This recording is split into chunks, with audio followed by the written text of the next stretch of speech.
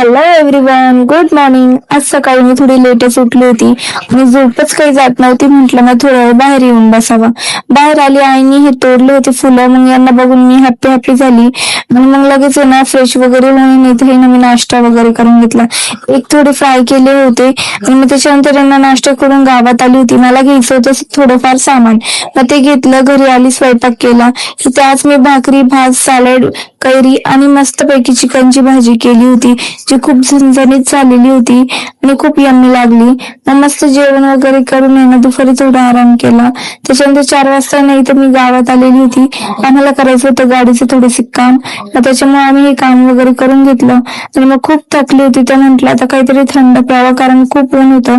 तर मी जर स्ट्रॉबेरी शेक घेतलं होतं, रत्नांनी बदाम शेक घेतलं होतं. मग आम्ही हे मस्त पिलो वगैरे आणि लगेच घरी आलो.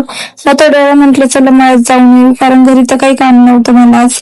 मग मस्तपैकी मळ्यात आली, थोडा वेळ बसली, फिरली वगैरे आणि मग मस्त या व्ह्यूचा आनंद घेतला.